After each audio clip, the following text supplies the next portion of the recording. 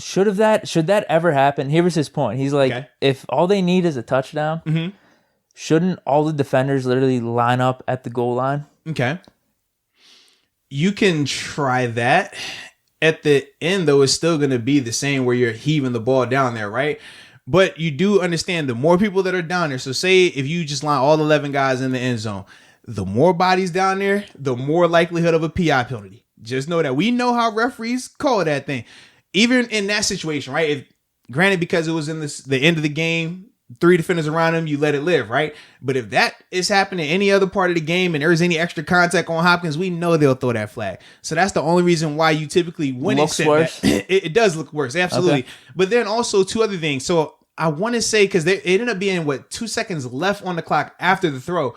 Depending on how much time is before then, if you play with all those guys in the end zone, I'm just going to take a 20-yard out route, catch it, and get out of bounds. Let's say it's 1 second left. Right. Well, if it's 1 second, then yeah, you do that. But at the same time, I'm a believer that I don't like the feeling of sitting back and holding my private and hoping for it to drop harmlessly to the ground. I want it to start the action. So I'm either a believer of pressuring. You're still going to have the same guys deep, but I want to bring some type of pressure to make that quarterback have to speed up. So those receivers don't have time to get down there and just sit back in the end zone. When you just sit back and just hope for the best, I say you get the Aaron Rodgers plays, right? Where you just chuck it up and you're just like, and you make it happen. But if I pressure you, now you got to make, that throw that Hail Mary made on the run falling out of bounds, if I'm the Bills defense, I can live with that. If Hail Mary was just sitting back there and had 10 seconds to just bounce, and then just chuck it up because nobody was rushing, I got an issue with that. I can't live with that. I can live with him making a crazy falling out of bounds throw that the guy caught on 3 defenders and 2 of the guys had their hand on the ball. I can live with that. That's just a freaky once-in-a-lifetime play. We can do that play 10 times. That's going to be the only time that happens. So I don't have the issue with that. But if you just allow that guy to just sit back there and throw it, it's not going to just be DeAndre Hopkins. It's going to be 3 or 4 guys down there in that area, and now we're hoping and wishing that ball falls to the ground. It's not a good feeling, baby.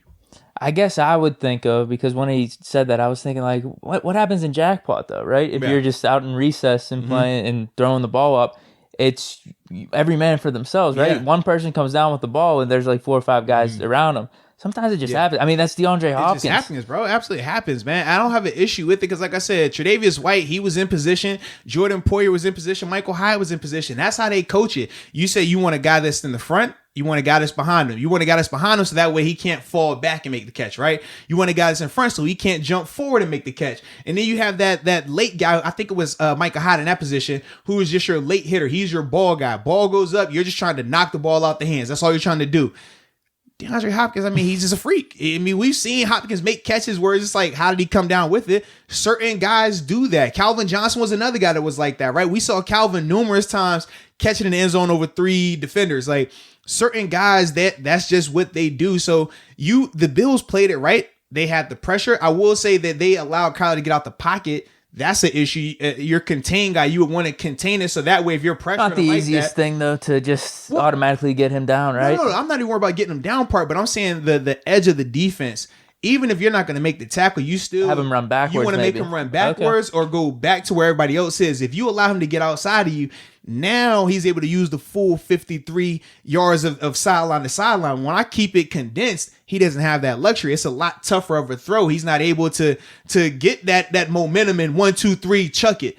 So that would be my biggest, if we had to critique the Bills on that last play, it would just be, man, contain it. If you contain it, bro, everything is right where you want it because the defense on the back end was perfect. That's where you want. Those guys were in position. It's just DeAndre Hopkins making one of those once in a lifetime DeAndre Hopkins type plays. Like, it is what it is, man. Yeah, that's interesting. Yeah. Now, because now here's my question then. If you were to do the 11 guys across the goal line, or let's just say it was maybe even 9 or 10, maybe you have a couple guys there that are rushing.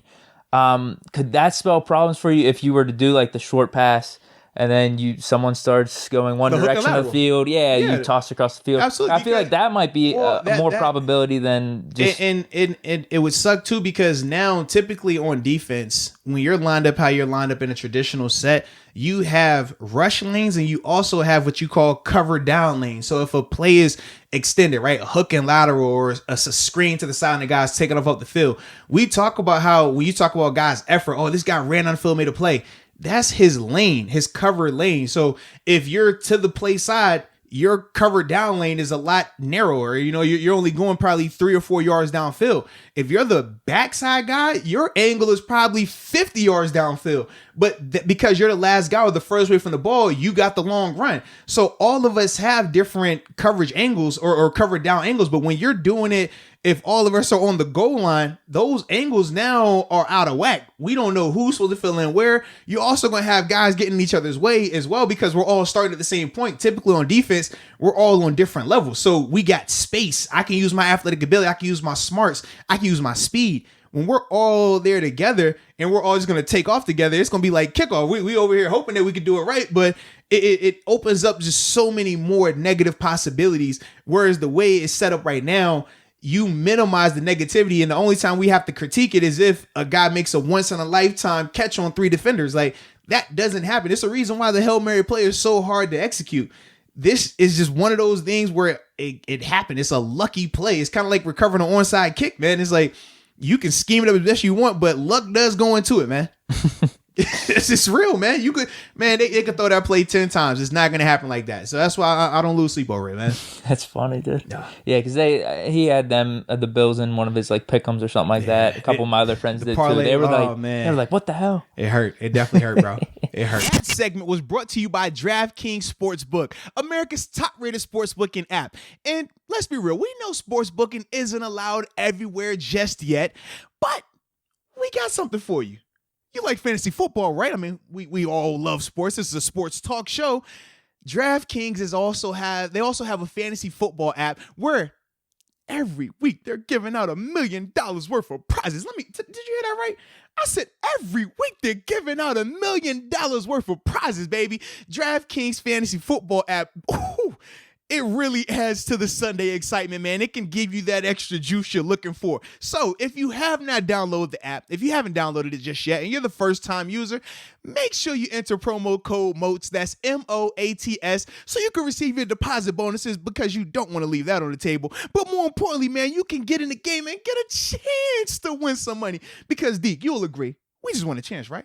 100%. If I'm feeling good about a matchup, I'm feeling good about a player this upcoming week, why not potentially get some money based off my knowledge, you know? And trust me, if you're listening to us, you're going to get a lot of knowledge, baby. So what are you waiting on? Download the app. Make sure you use the promo code MOATS, and let's get that money.